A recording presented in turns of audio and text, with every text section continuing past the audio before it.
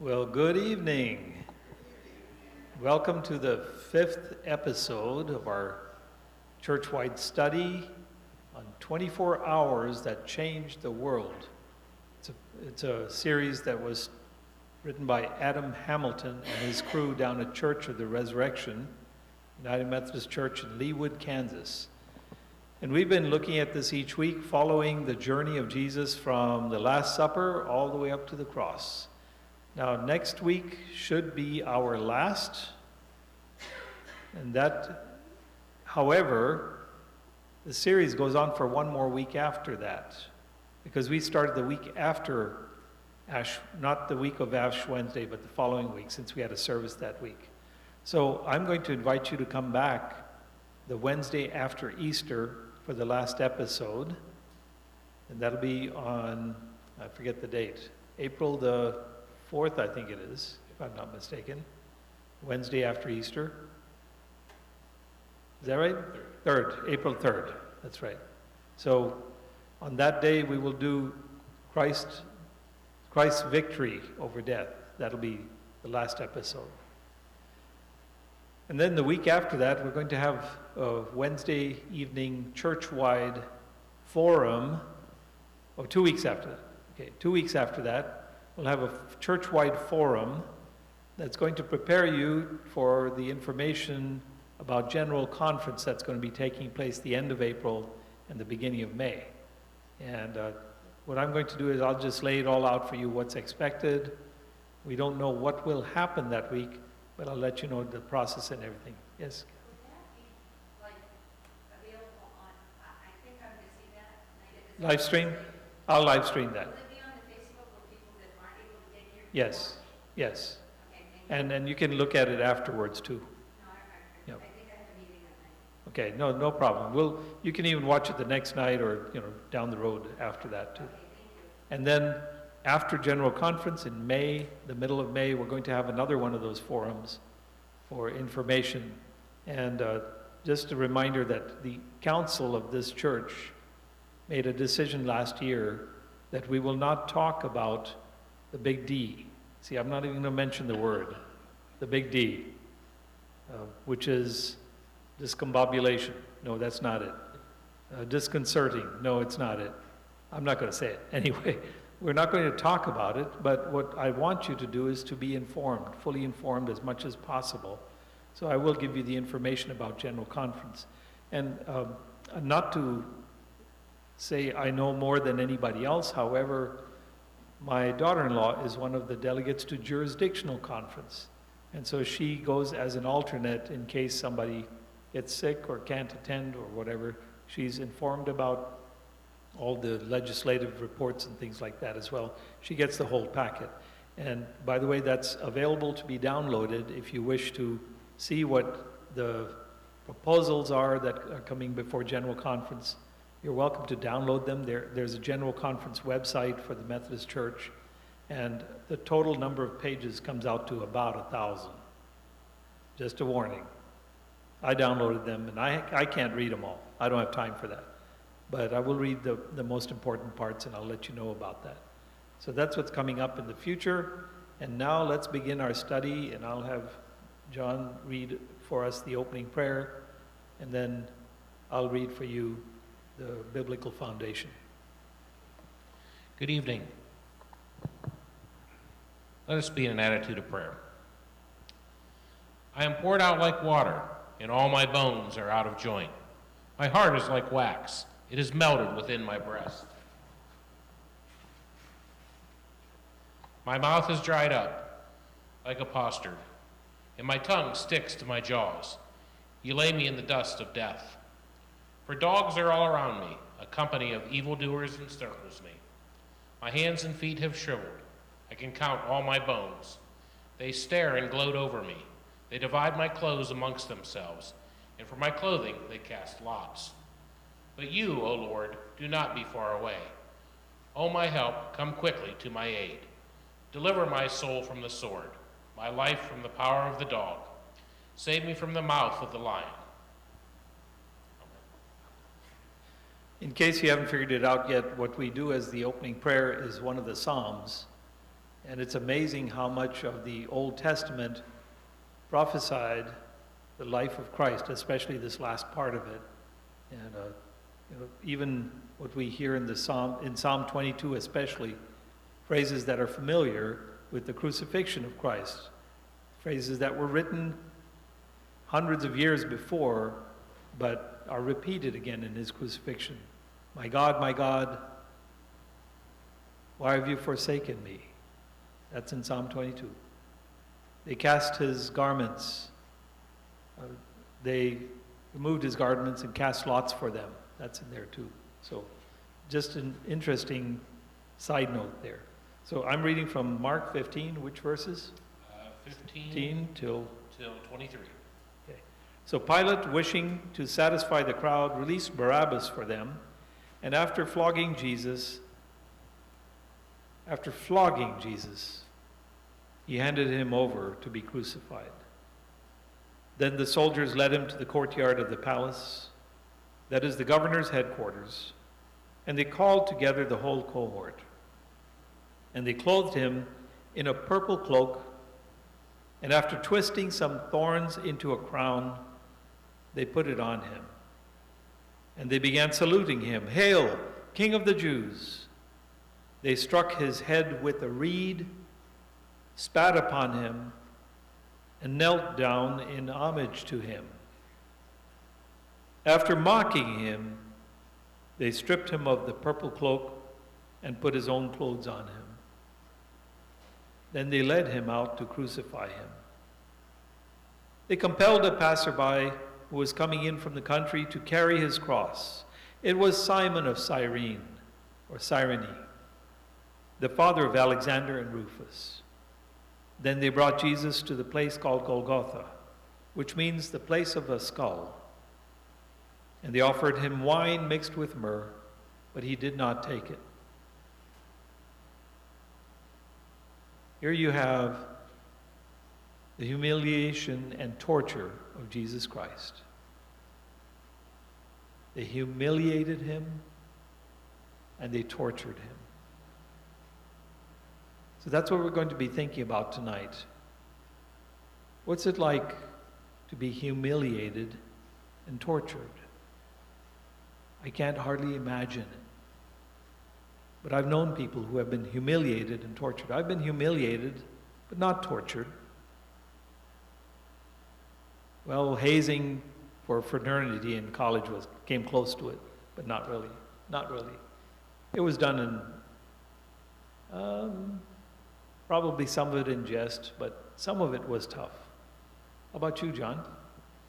So I can't honestly say that I've ever had anything that was torturous, but certainly the hazing part, and I think, as you read this, they always say history repeats itself, right? So, I think, when you read and hear about the Holocaust is the one that really comes to mind, probably the most common when you think about torture,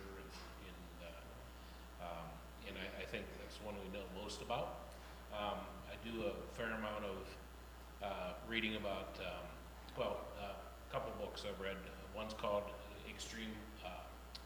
Extreme Ownership, and they talk a lot about the Middle East and the war in the Middle East. And I think, Christians there, and not just Christians, but folks who go against the government, they're tortured. And much in the same way of the times of Jesus, the biblical ways. Flogging still very common there. Having hands or digits cut off. I think those are pieces that unless you read those books, that's not as prevalent probably of knowledge in our society like the Holocaust. And I think of other areas. We watched a series last year called Vikings, extremely violent. But my point there was how Christians were treated in that period in history, also very disconcerting. They have a scene in there, a couple scenes in there a torture that they called the Blood Eagle, which I don't know why, but that kept me up at night, and still is one scene that I just can't get out of my mind from that series.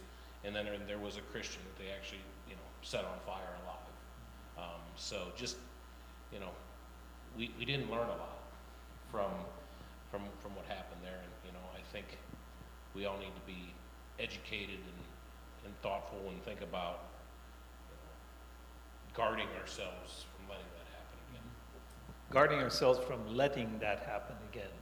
So, John, you bring up a good point with that. The things you mentioned, the Vikings, the Holocaust, things like that happened in the past, way back when. Even for the Holocaust, most young people today weren't alive when that happened. However, there is still torture and humiliation that goes on in the world today. And I want to bring us into focus with today's times, if you will, or even recent times, with a couple of stories about people whom I have known who have endured torture, humiliation, things like that. There were two girls, 11 and 13 years of age, whose father had a stroke at the age of 50 and was unable to work anymore. So in order to get money to survive, to live, their mother used to clean house for a rich man who was a priest. Now, this is not in this country, it's in a faraway country, but it's a recent story. And that priest said to her, I will pay for your upkeep, your food, your rent and everything, that if I can come and live with you in your home. And very quickly, within a couple of months, he began having sex with the mother, and that led to, within 6 months, sex with the two little girls. And he continued their abuse for almost a year. One day, the older girl decided she had had enough. And she took her younger sister on an excuse to go shopping and buying food for the family. They ended up running away. And she was at a bus stop with no money to go from there on by bus to get away from that town. She remembered a phone number of a church. The church pastor answered the phone and said, what do you want? And that older girl said to him, she was older, meaning 13 years old by then, 14 maybe. She said, we need a place to stay. My sister and I have run away. And he said, well, my church runs an orphanage, and you're welcome to come here. We will take you in, and we will care for you. The two sisters were able to complete their high school education, and they were both extremely bright, they had a thirst for learning, especially once they were in a safe environment. They were able to complete their high school education by the ages of 17 and 16. And then the church sent them on to a college where they finished their undergraduate work. And then, this is the best news of all, one of them came to the U.S. to a Bible college, the older one, and she's getting her degree in Bible studies. And the younger one came to the U.S. to study at a seminary, and she's now getting her Master of Divinity degree. These are young women whom we know personally very well, because when they arrived in the U.S., my wife and I took them in and took them shopping to a place called Belden Village Mall, somewhere in that area. We took them to TJ Maxx, one by one. First the older one when she came, and then a year later when the younger one came. And they bought their first new clothes that they had ever had in their lives. When they arrived in this country, they had very thin clothes that are appropriate for the hot climate where they used to live, but not appropriate for Ohio winters. And we got them some warm winter clothing, because they arrived in December, and the younger one in August, but she would need winter clothes too. So these are cases of people who were tortured, humiliated in modern times. It even happens today. There was sex trafficked. Human trafficking happens, even now.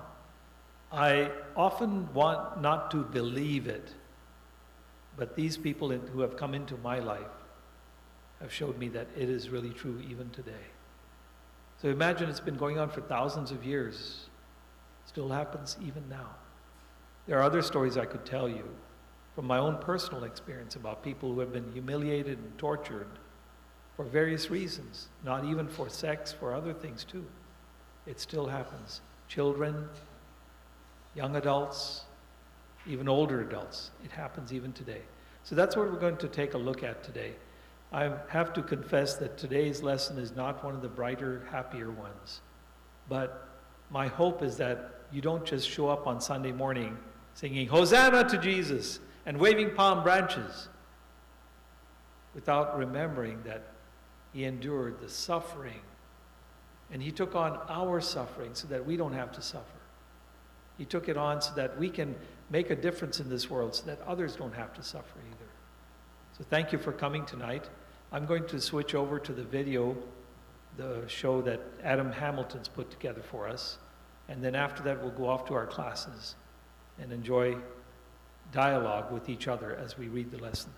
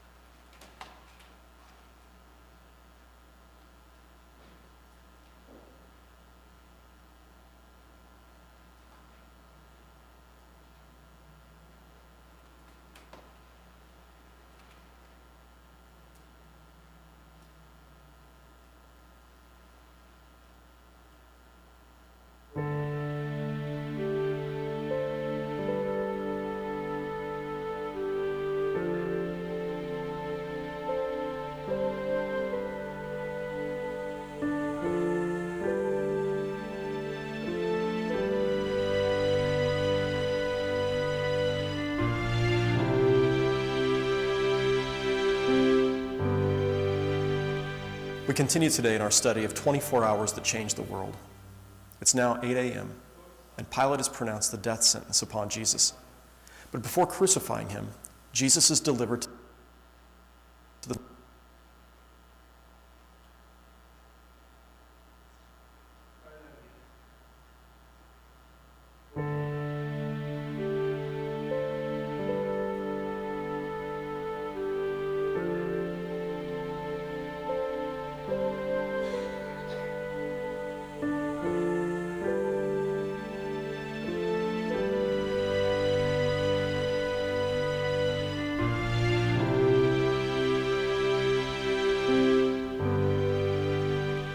We continue today in our study of 24 hours that changed the world.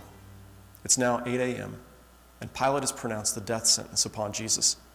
But before crucifying him, Jesus is delivered to the soldiers to be mocked. Mark tells the story thus. So Pilate, wishing to satisfy the crowd, released Barabbas for them, and after flogging Jesus, he handed him over to be crucified. Then the soldiers led him into the courtyard of the palace, that is the governor's headquarters, and they called together the whole cohort. And they clothed him in a purple cloak. And after twisting some thorns into a crown, they put it on him, and they began saluting him. "Hail, King of the Jews," they said. And they struck his head with a reed, spat upon him, and knelt down in homage to him. After mocking him, they stripped him of the purple cloak and put his own clothes on him, and then they led him out to crucify him. Once again, we find the Gospels telling this story in slightly different ways. John's Gospel, for instance, has Jesus scourged before Pilate pronounces sentence upon him in an apparent attempt to win the sympathy of the crowd so that Pilate might release him. In Luke's Gospel, scourging is not mentioned at all. But in Matthew and Mark's Gospels, Jesus has been sentenced to die, and the scourging is a prelude to the crucifixion. Now compare the way in which Mel Gibson's film The Passion of the Christ portrayed the flogging of Jesus with what the Gospels teach us. Gibson dramatizes, maybe over-dramatizes what we know from history about Roman flogging in order to affect an audience that's so used to seeing violence on the big screen. But the Gospels say very little about the flogging. Mark simply says, and after flogging Jesus, he handed him over to be crucified. In Mark's Gospel, the flogging came first, followed by the humiliation of Jesus by the soldiers.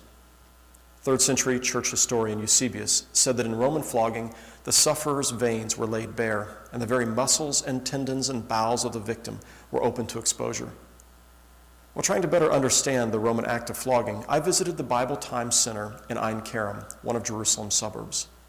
We're focusing on the Roman scourging, and you remember that this was designed to inflict the maximum amount of pain without killing the victim. The whip would have included fish hooks, it would have included pieces of metal or glass, and some suggest that the victim was whipped first on the front and then on the back. A flagellation post would have been used, and so the victim would have found themselves bound to the post with their hands bound, their body would have been drawn taut across the post, and this would have allowed for the maximum amount of impact of the scourging upon their back. And as we see this, we remember and we visualize Jesus, who the scripture says in Isaiah was wounded for our transgressions, was bruised for our iniquities. The punishment that brings us peace was upon him, and by his stripes, by his wounds, we are healed. If you were to visit Jerusalem, the first station of the cross marks the place where Jesus was beaten. It's called the Chapel of the Flagellation. The lintel over the door is etched with a crown of thorns, and upon entering the chapel, there are 3 dramatic stained glass windows. The first, to the left, as one enters, is Pontius Pilate washing his hands. To the right is Barabbas, who's being released. But in the center is the image of Jesus, tied to a Roman column, preparing to be flogged, first on the front of his body, before being flogged on his back. The most striking feature of this chapel is the crown of thorns in the ceiling. It's a reminder of Christ's humiliation that occurred near this place. After the flogging, Mark tells us that the entire cohort was called together. This would have been a complement of 300 to 600 men. All they know about Jesus is that he's been sentenced to die for calling himself a king. That Jesus would claim to be a king was an affront to imperial authority. They would make sure that this would-be king knew just how small he really was. Now, we've seen the betrayal, jealousy, agony, fear, and cowardice. But here we find the evil kind of cruelty in which human beings seek to torment and mock one whose very existence is a challenge to them. They strip Jesus naked and then surround his bloodied body, and they mock him. They wrap a robe around his shoulders, place a crown upon his head and a reed in his hand, and they spit upon the Lord. They bow down and mock him, saying, "Hail, King of the Jews!" And then they strike him. How do you see Jesus in this scene? I see him with strength and dignity, taking all their cruelty. Jesus, who could have destroyed them with a word, accepts this as a means of taking upon himself the evil that humanity is capable of. Psychologists would find the gospel accounts of the final 24 hours of Jesus' life an interesting case study in the human condition. We see Judas' betrayal, Peter's denial, the disciples' abandonment, the Sanhedrin's jealousy, the crowd's rage, and Pilate's acquiescence, and here the soldiers' cruelty. What does this teach us about what we need saving from? Now, when they had finished their mockery of Jesus, they led him to be crucified. John alone tells us that Jesus carried his own cross. Matthew, Mark, and Luke tell us it was carried by Simon of Cyrene. John is undoubtedly wanting us to see in Jesus' carrying of his own cross the story of Isaac, carrying the wood upon which he would be offered as a sacrifice to God.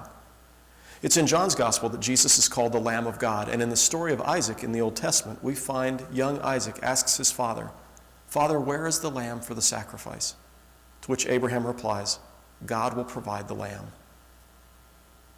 Now, how do we resolve the difference between the synoptic account and John's account of the carrying of the cross? Easily. It's likely that Jesus did carry his own cross for a short time, and then, when he could carry it no longer, Simon of Cyrene was pressed into service. In order to make sense of this, it helps to understand the Roman cross. Now, the vertical member of the cross was called the stipes, and it remained in place at the site of crucifixion. It was the horizontal member of the cross, it was called the patibulum, that was carried by the victim. Now, the patibulum weighed between 75 and 100 pounds. And if you can imagine, Jesus picking up this beam, naked, crown of thorns upon his brow, carrying this 1/3 of a mile from the Praetorium to Calvary, it begins to make sense that that it would have been impossible for him to have carried it far. It's hard for me to stand here and carry this, and to think of Jesus carrying this. And so it was that Simon was finally pressed into service. Jesus, when he could carry it no longer, would have placed the beam down. Simon would have come, picked it up, and carried it the rest of the way to Calvary. Now, where was Calvary located? There are two sites that you'll be shown if you ever visit Jerusalem. The oldest and most likely to be authentic is the Church of the Holy Sepulchre. We'll look at it in the next session. The other site is known as Gordon's Calvary. Now, Charles Gordon was a British Army officer who, in the late 1800s, proposed that a rock formation outside the Damascus Gate of the city of Jerusalem was the actual site of Calvary. The hill overlooks a modern bus depot, a reminder that Jesus was likely crucified where there would have been heavy foot traffic with people coming in and out of the city. But what struck Gordon was the rock formation itself, which looked something like a skull. Adjacent to the formation is a very old tomb, one which was never completed, which Gordon took as further confirmation that atop this hill was the place where Christ was crucified. Women wept as Jesus walked by on his way to Calvary, and it appears that Simon was so profoundly moved by the experience that he became a follower of Jesus himself. Mark's mention of his sons seems to indicate that his sons were well-known believers at the church at Rome. The story of Jesus' torture, his humiliation, the sight of the Lord, body bloodied and bruised, crown of thorns upon his brow, making his way to be crucified, is meant to move us and to lead us to say, "Forgive us, Lord," and "Never again."